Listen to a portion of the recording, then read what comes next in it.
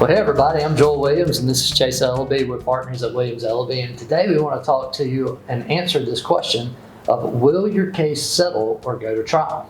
So that really depends on a handful of factors, and the first thing we always look at is, well, what's the strength of your case, right? That's kind of an overarching, general sort of, all right, what's going on? Typically, if you have a strong case with strong facts and a good insurance company on the other side, you're probably going to get that resolved, and the chances of going to trial are a little bit less than they would be otherwise. Okay, so that's the first thing we look at. Yep. What's the second thing we look at? Yeah, and real quick before we move to number two, that really just goes to how many defenses or how many arguments the other side can make, right? So if they don't have any arguments to make as far as whether it was their fault, whether you were hurt, and all that kind of stuff, they are going to have no choice but to pay. Right. Clear liability car wreck, broken arm. They can't argue that the wreck was your fault. They can't argue that you broke your arm somewhere else. Strong case. But if your arm was already broken and then it got broken worse, well, then you might have a dispute about how bad the injuries are. So, strength of the case is number one. Number two is the insurance company you're dealing with and their approach to settling the case. Because you can be as reasonable or demanding as possible, and you have zero control over what the insurance company is going to do. You can present them with the best demand package. You can give them everything in the world they need to make you a fair offer, and they may still offer you garbage. Now, that may be insurance company A. Insurance company B may make you a completely fair offer, and you're able to settle your case. But number two is the approach the insurance company takes to getting your case settled. Yeah, and the third approach would be, well, what's your willingness to try to get the case resolved, right? So the old adage, it takes two to tango. You could have a bad insurance company that doesn't want to negotiate. If you don't want to negotiate and try to get the case resolved, it's not going to get resolved. But if you're willing to negotiate, if the insurance company is willing to negotiate, then chances are that that case is not going to go to trial. It's usually when one side or the other just flatly does not want to negotiate, and that's when you're pretty much headed towards trial. That's right. Number four is actually your lawyer. Believe it or not, there are lawyers that do not try cases. They call themselves trial lawyers, but they do not try cases, which blows my mind. But there are a lot of plaintiffs' lawyers that don't try cases, and there are a lot that do. So if you have a lawyer that doesn't try cases, the chances are they're probably going to put a lot of pressure on you to settle. And then if they can't get it settled, or if you refuse to settle, they may actually hire a different law firm or some trial lawyers like us that will actually go in and try your case in front of a jury. So some of it depends on your lawyer and whether they are actually a trial lawyer. Yeah, exactly. And so the last factor we kind of look at in this context is what's the cost and the time that's going to take to get to trial. So our jobs as trial lawyers is to tell you the good, the bad, the ugly about everything that could possibly go wrong with your case, the potential benefits and upside and things like that. But the two main things are time, right? How long is it going to take? Typically, from the time you file a lawsuit, this is pre-COVID, but it's getting a little bit better. But from the time you file a lawsuit to the time you're going to actually get to trial is at least 2 years. And then you got to factor in the cost. Okay, how many depositions do I have to take? How many experts do I have to hire? Do you want to spend $50,000 in just hard costs on a case that may get you $100,000 for your best day in court? Probably not, especially if you can settle a case like that for $75,000, right? So those are all factors that kind of get into the ingredients to determine whether or not you want to resolve the case or if you actually have to go to trial. Yep.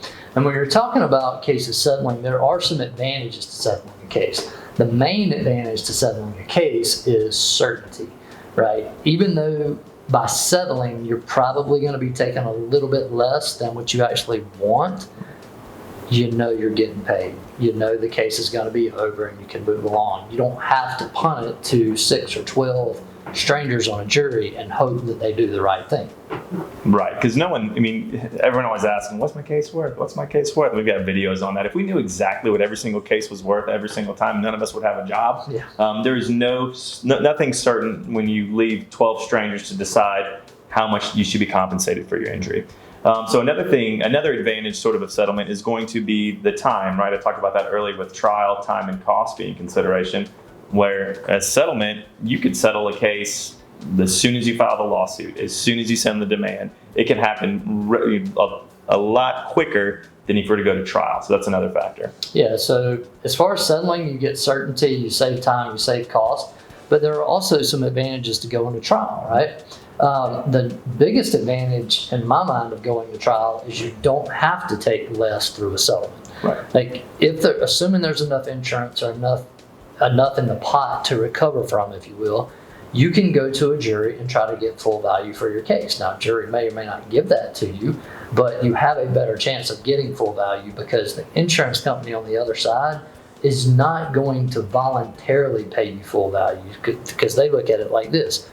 If this case is worth $100,000, why would I just pay you $100,000 today when I can hold on to my $100,000 and wait 2 years for you to go to trial? So if your case is worth $100,000 and everybody agrees that it's worth $100,000, they're probably going to offer you 80 or 90, to settle the case. Right. And they say, if you want full value, let's go try it. Yeah, exactly. Another thing about trying a case is you could set a precedent, right? You could have an issue that's so novel, so new, or something that both sides don't agree on that you really want to try because you want to set that precedent, or you just don't have a choice because no one can agree on, some certain facts or whatever it might be. But setting a precedent is another advantage to going to trial. Yep. And number three, a third advantage is if you have a case where the defendant has done something that's really repugnant, or they were drinking and driving, or it was an intentional act where they hurt you on purpose, or their negligence is just so over the top that it's abusive, that it's gross, that it's wanton, that kind of stuff, then you may want to go to trial so that the defendant is punished through punitive damages. Mm-hmm. Because punitive damages are awarded to punish the defendant, not to compensate you. Even though you're the one that gets paid the punitive damages, the purpose of punitive damages is to punish the defendant for a bad act that they may or may not go to jail for, right? So it's a civil remedy to punish the defendant.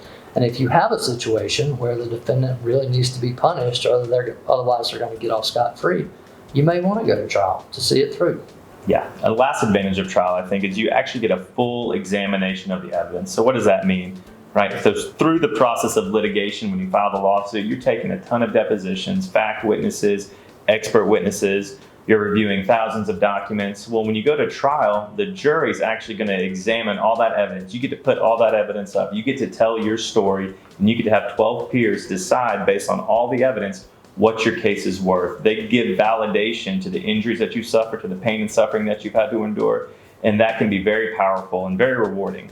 Yeah, and that's a good point, is validation, right? Mm-hmm. Because a lot of times through a settlement, the other side is not going to admit fault. They're just saying, we're paying you this money in exchange for you dismissing the case, but we're not admitting anything. Right, and they put that in the release. Yeah, and if you want to have someone hold them accountable and say, this is your fault regardless of whether you admit it or not, trial may be the best way for you to go. Yeah. But I think that covers most of the things that you should consider when deciding whether to settle or go to trial.